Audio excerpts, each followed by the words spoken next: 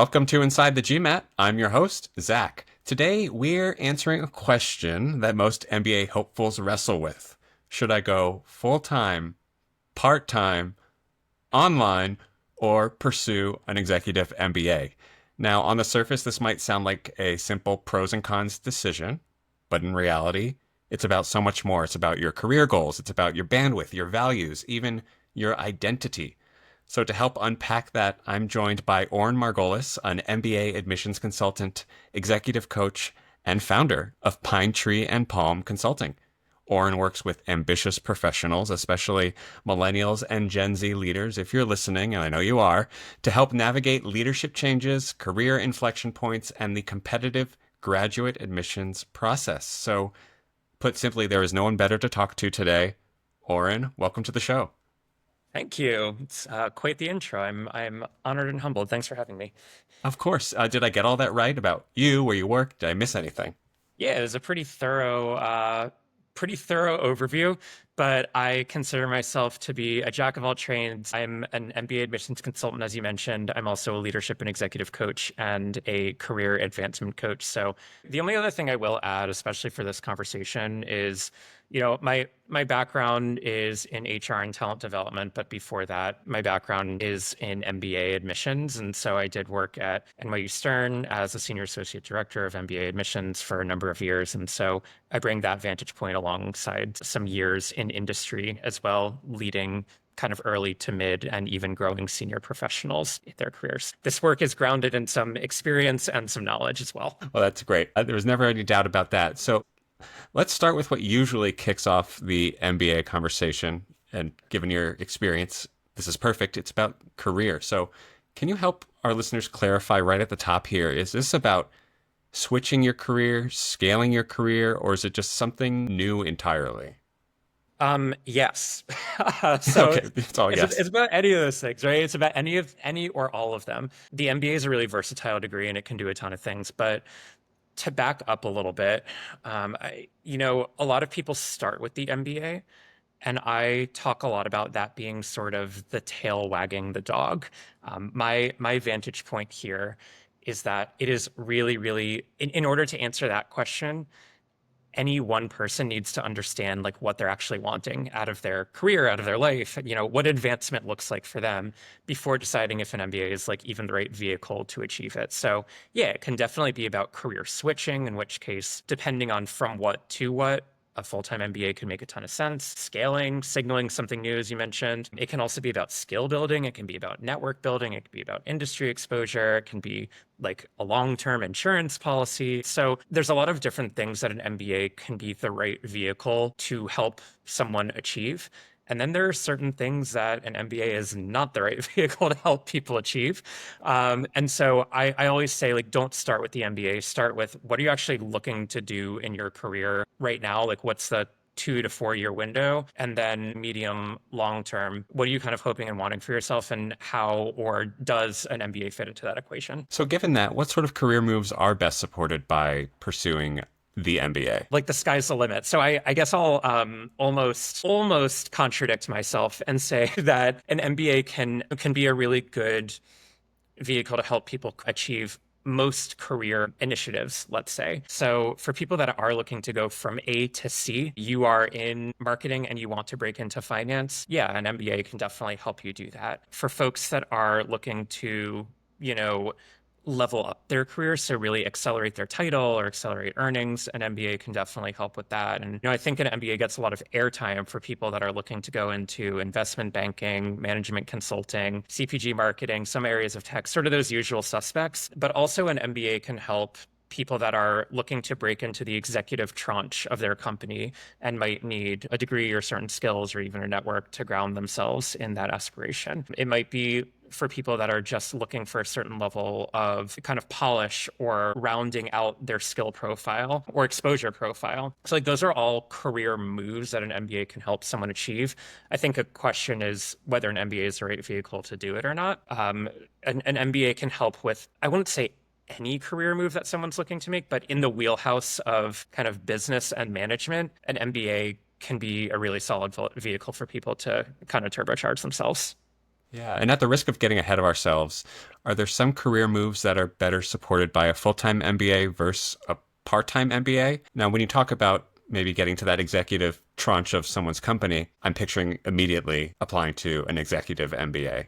But maybe that's not true either. Maybe, maybe not. I mean, maybe you're someone who is either like mid-career or even like on the cusp of junior and mid-career, but you know that being an executive is in your kind of future. You know that that's what you will be aiming for later down the road. And so, with that knowledge, an MBA could be something, if the time is right now for you to do an MBA for other reasons, it could be a great time to put that MBA in your back pocket to pull out later in your career. So I wouldn't just say that an executive MBA is the only way to become an executive. I would say, or the only type of MBA for that particular goal. But for the person who's like rocking and rolling in their career, kind of making some moves, wants to skill build a little bit, doing a part-time MBA could be a move that could really pay a lot of dividends, maybe in the short and medium term, but even more pronouncedly in the long term.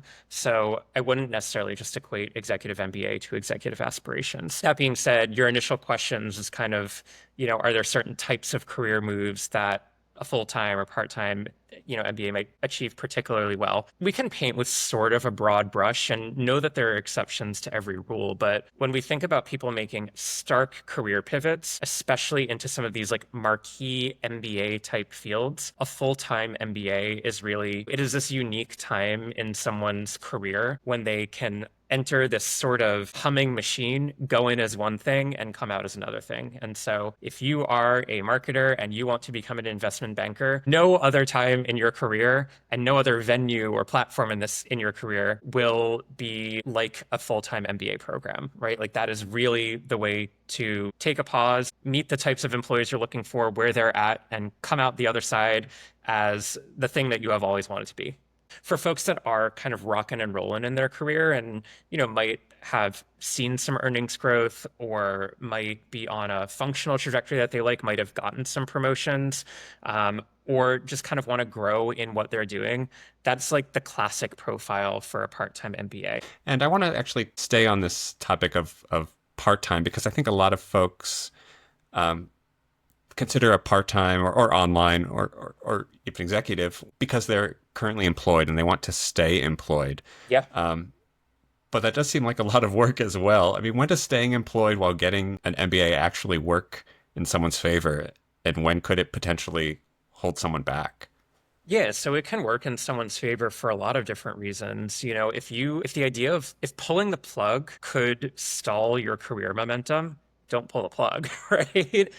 Or consider not pulling the plug, right? One of the great things of doing a part-time MBA is you are not sacrificing 2, 3, 4 years of income. You are not incurring the risk of, giving up a job that you are happy and comfortable in. There's a lot of risk that is mitigated by doing a part-time MBA, especially for folks that are kind of happy with where they've been. And also, I see a lot of high earners do part-time MBAs because post full-time MBA opportunities are pretty standardized in terms of compensation. And so for some people, that might be a good thing. For others, it might be a bad thing. But for those who are kind of high earners in their chosen fields already, doing a part-time MBA can make a world of sense. Or for those who are just looking to add a little bit more to their toolkit without needing all the bells and whistles of a full-time MBA. That being said, I always talk about the kind of commitment of a part-time MBA, and this applies to executive as well, in terms of when you're doing one of those degrees, you are managing 3 different things simultaneously. You are managing work, school, and life. And at any point, in my opinion, something's got to give. Like you cannot do all 3 things well at the same, or like really, really well at the same time. And so, it takes a village to pursue any kind of MBA, but especially to do a part-time or executive MBA, it really takes a village. And that means bringing in your friends, family, and colleagues in on this journey with you. You're right, like doing a part-time MBA, and I should have also prefaced the conversation by saying I did a part-time MBA as well. So that is my background. And so having the support of your boss, of your colleagues, of your friends, loved ones, just makes the whole thing easier because there will be moments when you say, hey, I cannot go to this activity or event because I have to study. Or, you know what, this class is, I have a lot of work commitments right now. I'm going to have to take the B instead of the A and be okay with that. And so I always say that these part-time or executive programs are really all about balance and about finding balance and creating balance. Between like full-time, part-time, or executive, what does each format typically require in terms of time, energy, and flexibility? The beauty of part-time and executive programs is that while they will require you to juggle a lot at once, they are built for working professionals. And so there is an understanding that you are fully employed, probably in a really rigorous job. So, while it definitely requires sacrifice, you are jumping into, by and large, programs run by people who are very used to interfacing with students who are also busy. And so the goal is not to like break you or get you fired or make you do worse at your job. The goal is to make you do better at your job. And so these programs are generally designed with that in mind. They're designed to accommodate, not work against. So I will just preface that. A full-time MBA is, I was going to say that it's pretty obvious in terms of the time commitment required, but I also find that a lot of full-time MBA students drastically underestimate what that means. I'll go into a little bit more detail. So the point of a full-time MBA is that it's full-time. So you are not working while doing it. You are saying, I'm going to leave my job and go all in on the MBA experience for 2 years. That means be in class, join clubs, interact with students, get a summer internship, recruit for a post-MBA job and internship, really go all in on that experience. Now, I talk to a lot of people who are thinking about or about to pursue a full-time MBA, and the phrase, I can't wait to take a little vacation by doing the MBA comes out all the time. And those are always the same people that come back to me a couple months later that are like, oh my gosh, this is a lot more time intensive than I thought it would be. Like, this is as demanding as my already demanding full-time job was, just in a different way. And so full-time MBA programs are all in that you are carrying a full load of classes. Recruiting for your summer internship generally starts the second you walk in the door, if not sooner, and that is a full-time job in and of itself. And just to break that down, I mean, for most full-time MBA internships or post full-time MBA jobs, you are expected to be constantly attending programs, coffee chats, student clubs, all with the goal of getting you employed for the summer or your post-MBA kind of trajectory. It requires a lot of time, effort, and energy. Most people also assume involvement in certain MBA organizations. They take on leadership roles. They are attending programming that their MBA program puts on for them. So there are usually, and also social events too. Like the whole point of doing an MBA is a full-time MBA especially is to get to know your classmates, to get to know them, not just in a classroom setting, but also as people in a social setting. And so there's often like not enough hours in the day to go to class, network with companies that you want to be hired by, go to that happy hour after class. Oh my gosh, I'm also running a club. It is actually a lot to juggle, even for people that are used to juggling a lot professionally. So if I didn't scare everyone, that's the that's the full-time MBA time requirement. I would say that, executive and part-time MBA formats they are a little bit different depending on the program that you join. Some part-time MBAs offer evening programs and weekend options. Some only offer one or the other. Executive programs are often structured in ways that are really tailored toward busy working executives. And so sometimes that's coming to campus every like Friday through Sunday, every other week, which is definitely a commitment in and of itself, but it's also a way to be fully present at the kind of scoped out times. I would say that in terms of involvement and kind of the flurry of MBA activity that I just talked about with full-time, for part-time and executive programs, it tends to be a little bit more opt-in. And so I meet a lot of people that want to do part-time programs in order to go to class, get their credential, learn from their classmates, and it's a little bit more transactional. That's totally fine. And it's totally fine and it's totally possible in a part-time program. I also meet a lot of people that are new to their city. They want to build community. They want to build their network while in a part-time program, and they really do get involved. And so that doesn't happen in a vacuum. It happens by jumping in and participating in activities and in joining clubs and, and being there outside of part-time class hours. And so this idea of like choose your own adventure in terms of time commitment is generally what I think of for part-time programs. Executive programs, they really are structured differently depending on which program you join, but most of them do involve a cohort. Most of them do involve being in a place for kind of a full day at a time or even a full weekend at a time. And so that is a time commitment that kind of looks a certain way in and of itself. And for some people, the reason for doing an MBA is truly skill building. The classroom really is the nucleus of their MBA experience, and that is totally fine. It's not like more is better. I would implore people to meet themselves where they're at. If they really are in it for skill building, then yeah, a part-time or even an online program could make a ton of sense if you are really just looking to beef up your knowledge base a little bit more, no more, no less. So it's not a value judgment at all. It just depends on what your goals are. For, another great example is if you are looking to get promoted at your current company, probably don't do a full-time MBA because you have to quit, but a part-time MBA could be really great for building your skills, building up that case, but really showing your stuff at work with the knowledge that an MBA is also happening. So it really depends on your individual kind of objectives and goals. You're making me think of something you said at the top of this episode, which was thinking of the MBA as a life insurance policy. How should somebody weigh that temporary disruption versus the long-term payoff life insurance policy type of thinking? Yeah, I mean, look, I was talking to someone the other day who had experienced a couple of different layoffs, which I think is a pretty common experience for a lot of people, especially in the last 5 years or so. You know, when people get laid off or when life happens or whatever, sometimes control is taken away. Things like having a big network, having a versatile skill set, having a credential to anchor onto can help give you a level of optionality that you might not have had before. As you are traversing through your career, maybe you receive news that you have topped out in your career trajectory and need to tap into a bigger and broader network than you expected. And an MBA is not going to be the thing that has made that happen, but it can definitely shore up some of those options. So that's what I talk about when thinking about an insurance policy. I don't think an MBA is going to be an ultimate insurance policy for anyone, but for a lot of people, it can open up doors to things that they would not have otherwise had doors open up to, whether it's a person, whether it's being taken seriously in a way that they weren't before, can just give folks a level of optionality. So that's really what I mean when talking about an insurance policy or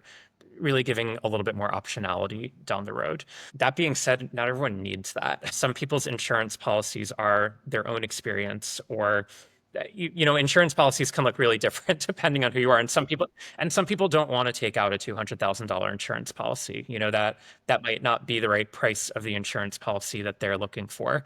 And that's super valid. When thinking about short-term payoffs, though, I do think about the folks that are like corporate finance professionals wanting to break into investment banking and can't otherwise do it. Taking 2 years and investing into that decision could be a really sensible payoff with not a sure thing afterwards, but a pretty reasonable expectation of getting that investment banking job that they're otherwise kind of like clawing against the wall to get. And so when thinking about short-term payoffs, short-term ROI is one way to think about ROI. I think a full-time MBA attempts to promise that, especially for some more traditional pathways. But for other folks, thinking about, especially like monetary ROI, not just in the short term, but also in the medium and long term is also, really an exercise worth doing. Oren, why do full-time programs tend to carry more prestige? And is that still justified?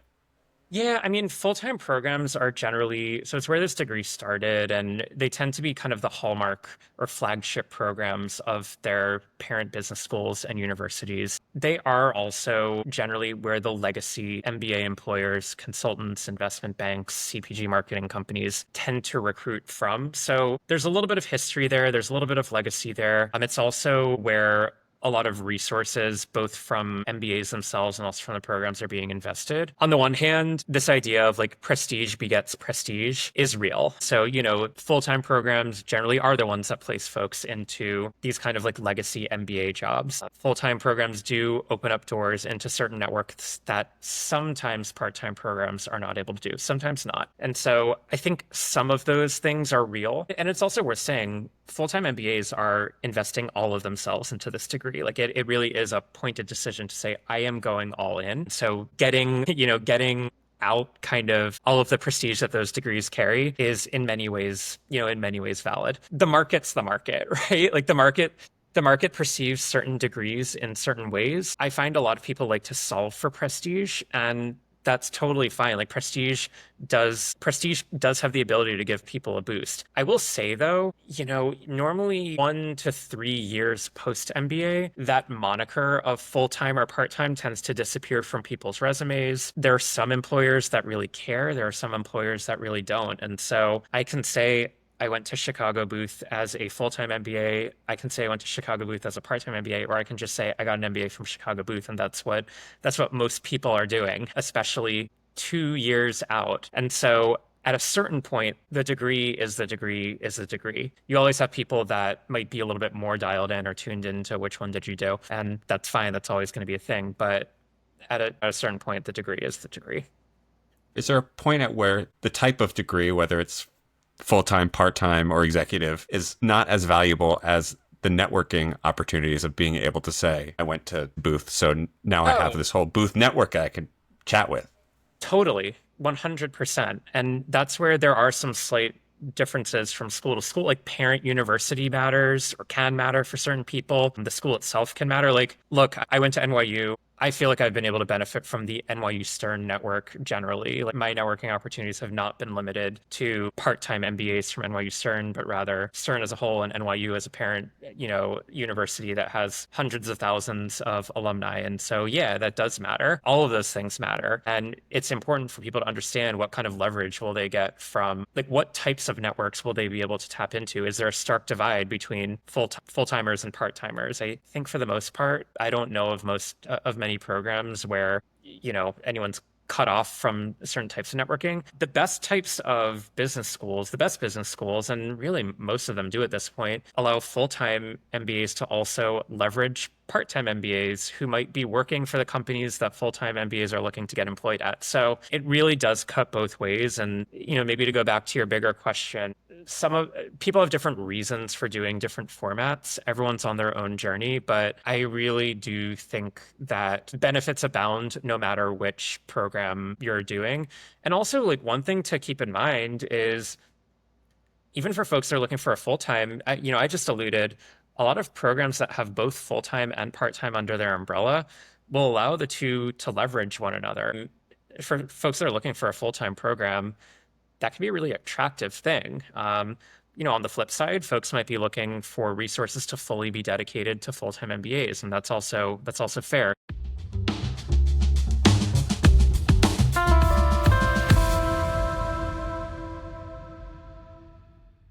What is sort of the healthiest way that somebody can weigh the brand of a school versus the fit of a program? I would say fit first, brand second, but brand can be part of your criteria, right? Like I really frame this more in terms of what are you looking to get out of this program?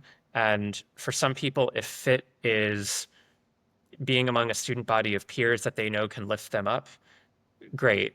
That probably trumps brand. If folks are looking for a sparkling network that they know that they can call on in a specific type of industry, great. What I recommend doing is really being crystal clear and militant on your why.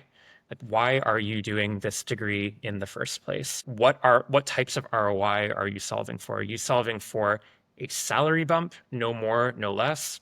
Are you solving for an industry pivot? Are you solving for network? Are you solving for medium term, long term? Understanding those questions very, very, very clearly will help you get at what you want to solve for when thinking about a school list or a format. And so for people that are, one lane of ROI that I throw out is experiential ROI. Some people are looking for an amazing experience that they can only get through the MBA, and that's great. It'll look different for everyone. But when thinking about what you're solving for, that should really dictate what fit means to you.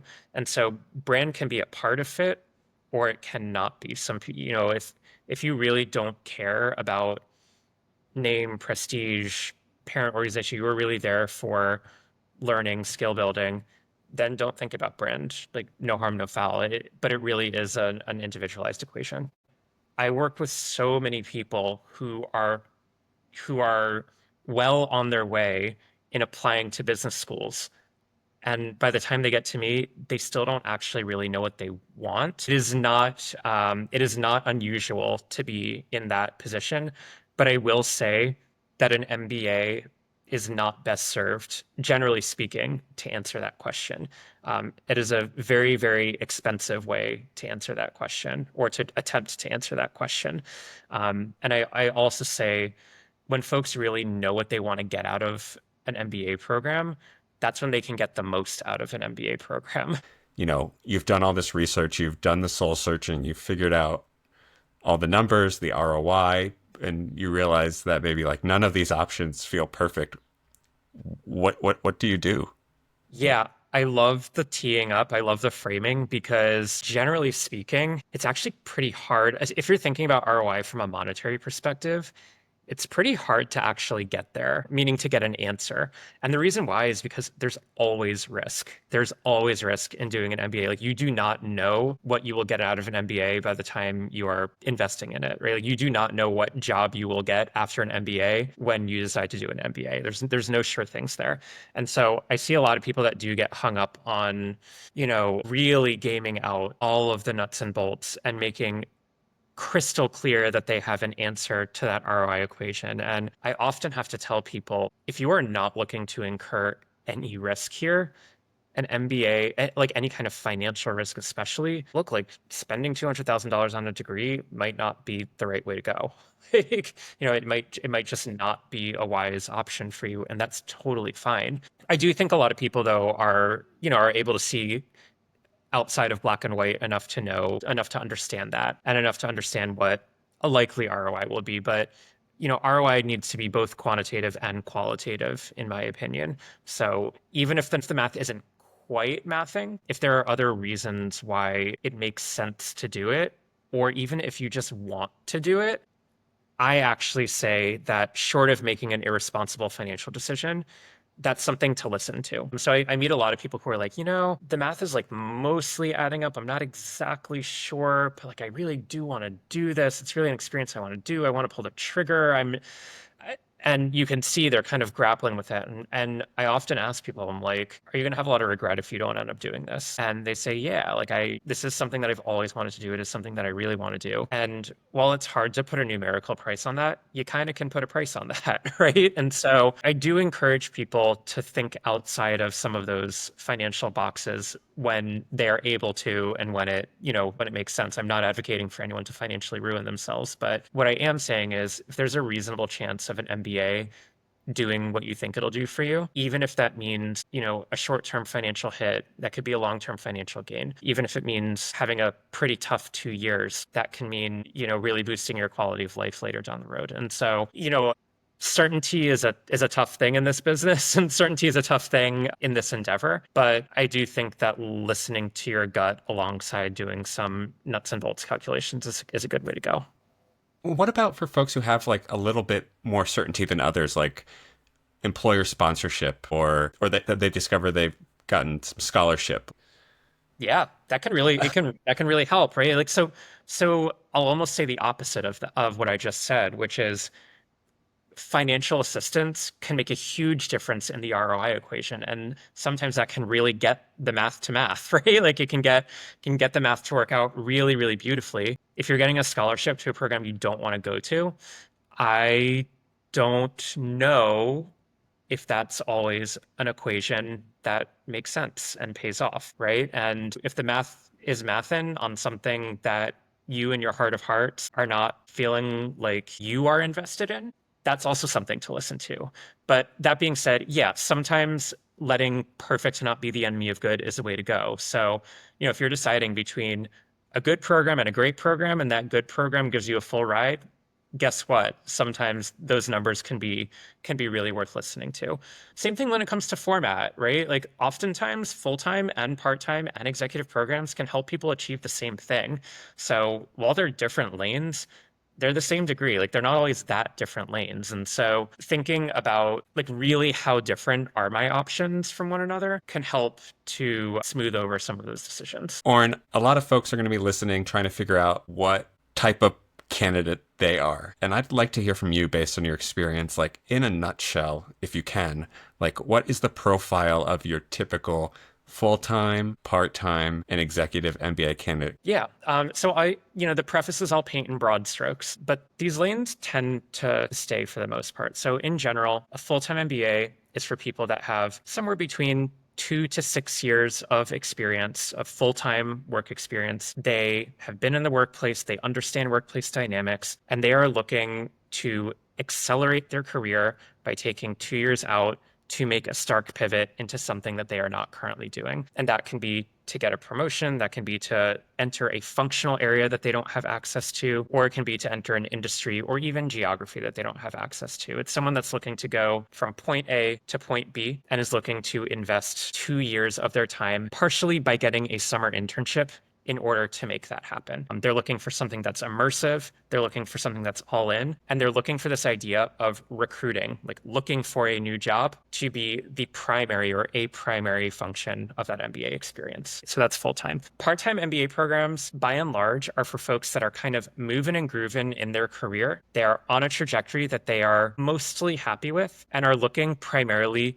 to grow in their career without sacrificing their current momentum or trajectory, and are also not looking to sacrifice income while pursuing an MBA. Oftentimes, these are folks that are looking to skill build. So they are really looking to gain additional knowledge or potentially exposure to different industries by virtue of classroom case studies and also by their own peer network. But what they're not looking to do is burn it all down in order to do something different. They're generally looking to grow in their careers alongside their academic pursuits. These are often folks that get promoted while in a part-time MBA program, or maybe make an ever so slight pivot while in an MBA program. And generally, executive MBA applicants look more similar to part-time than full-time folks. They're not looking to make a big pivot from A to B, but they're generally more seasoned in their career. They often have somewhere around normally like 14 years of experience tends to be the magic number that a lot of these programs ask for. So they've got some years of experience under their belt. They've reached a more senior level in their career. Generally, executive MBA folks are kind of like VP or above level in their career. Sometimes like director, senior director is fine. But these are folks that typically have executive level aspirations or are operating at a level that looks like an executive would. So they have teams, they are experiencing complex day-to-day managerial challenges that they can speak to in the classroom. They want to be among a peer cohort that looks pretty similar, and they are generally shoring up their own skills and also potentially shoring up their own resumes or credentials in anticipation of executive level positions. So that's generally what those three profiles look like. There's obviously nuances and different exceptions to each rule, but those are kind of the classic profiles for each format. I asked ChatGPT to give me some people, not real people, and to ask you based on their background and what they want to do and like what some of their constraints are, what type of program you think, just based on some very high level information, they would be, they should be pursuing. Love it. Elizabeth is 29 years old. She's currently a product manager in tech. She wants to pivot into investment banking or consulting. She can take a break from work, but is a little bit worried about financial sacrifice. What do you think she should do? Yeah. She is really the classic profile for a full-time MBA.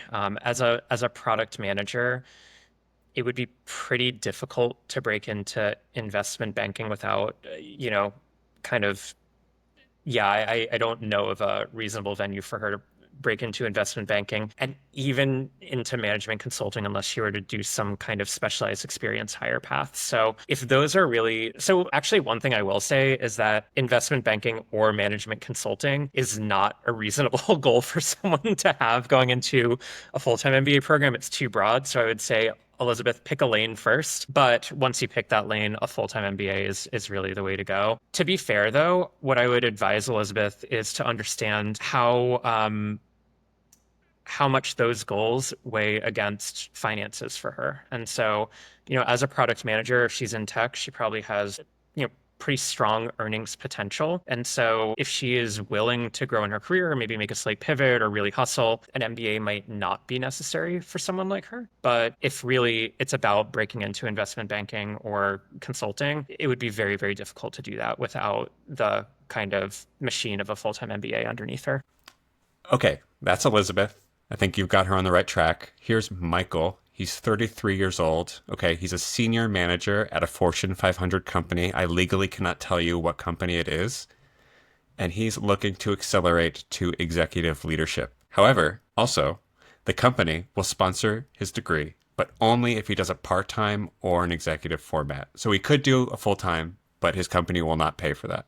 Okay. Yeah, I mean, that is not one that sort of screams full-time MBA anyway. Like he's looking to kind of stay on his trajectory. He wants to become an executive later down the road. He would be on the older side of a part-time MBA cohort, most likely, but he wouldn't be the oldest one. He would be on the younger side and certainly more junior side title-wise of an executive MBA cohort, but not necessarily out of the question, especially, he's working for a Fortune 500 company. He probably does have a team underneath him. And so he's one, like, this is what real people look like. So I'm glad you're doing this example. This is one where like a part-time or an executive cohort could actually make sense and numbers wise works for him, given that he's being sponsored by his company. I think for him, it would be a matter of looking into particular programs, understanding some skew a little bit more junior, some skew a little bit more senior. I would also want to understand a little bit more about the scope of him as a senior manager and even within his company, what promotional timelines and hierarchies look like. I would lean toward probably a part-time program based on the little bit of information I know. But for him, an executive program could feel right if he's willing to punch above his weight class just a little bit and maybe be in a little bit of discomfort that way. Michael's a go-getter and he likes a little discomfort. So maybe the only thing with Michael is I would not want him to crash and burn amongst his peers who are, maybe a bit more senior and advanced in their careers. Very fair. All right, we got you, Michael. All right, we have Scott. He's 39 years old. He's the co-founder of a small but profitable startup. He wants to scale the business or exit and transition to VC. However, he has young children and a demanding business schedule. Is an MBA worth it if you already have that sort of experience? Great question. And that's a question that like I don't have the answer to, right? Like that's the type of question that he needs to figure out, okay, is the juice worth the squeeze? Like what is his network like? Like is he very well connected to VC? I would advise someone like this to really kick his own networking into high gear and figure out like what is possible without an MBA. What is possible career-wise? Like is breaking into VC based on my own connections, skill sets, experience, what I bring to the table, is that something that is possible for me? Or have I not been sort of playing in the right spheres? And do I need to have I only had insight into one small slice of industry? Do I need to build up skills a little bit more robustly? Do I need to build up soft skills as well? Sometimes folks with that profile have been really good at one thing, but, it might be a good time for them to kind of polish and build their own toolkit a little bit more. And so that's the type of thing that can be potentially priceless. Either way, an executive MBA is not going to like hand him a VC job. Like that's just not going to happen, but it could get him taken more seriously when in the room with VCs. It can also potentially get him interacting with some VCs in the classroom as well. So, I think this is a really good example of like, he needs to figure out what is and isn't possible based on, what he has access to and also what's going to fit with his life as well. He will need to be investing quite a bit of time, effort, and energy into whatever it is he's doing, whether it's just a job search or whether it's kind of a degree and a job search, and thinking about doing what's best for himself and his family is how I would frame this decision. It's a great answer. And it's the right answer. Oren, you won. Amazing. You won the game. Amazing. I can't give you a car. I don't have any cash prize. I could probably give you some GMAT vouchers. That's probably it. You know what? I'll take them. Oren, thank you so much for joining me today, providing such great advice. Is there any final words that you'd like to leave our listeners with? My only piece of parting advice is, advice that I often give out, which is like the only person in this process that, you really should be solving for, the only person whose kind of priorities, are your own. And so I really strongly encourage, there's a lot of noise in this process. There's a lot of advice that comes across people's desks and computer screens. There are a lot of like truisms, but at the end of the day, everyone's kind of MBA or career endeavors are only their own. And so it sounds a little cliche, but really listen to yourself, listen to what you are needing to solve for in this process, and the rest should hopefully take care of itself. But by being honest with yourself and answering some of those hard questions, not cutting corners, but really getting to the why behind the what, knowing like, why am I doing this in the first place? That is really the main way that you'll be able to get clarity into some of the more concrete decisions that follow. I love that. Thank you for saying that. And if folks want to hear more from you, which I think they do and they will, where can they find you? Yeah, I mean, the best way to find me is on my website, which is www.pinetreepalm.com. My firm's name is Pinetree Palm Consulting, and I encourage anyone that wants to engage with me to fill out a web form there, book a call, shoot me an email. I'm pretty approachable, and I am a lean team of one. So it's just me. You will get me on the other line, so don't be shy. Perfect. Thank you so much, everyone, for tuning in. Be sure to subscribe. Leave a review if you like the episode, and share this with someone else who's making these same kinds of decisions. Maybe it's Scott, maybe it's Elizabeth, maybe it's Michael, who knows? But we'll see you next time on Inside the GMAT.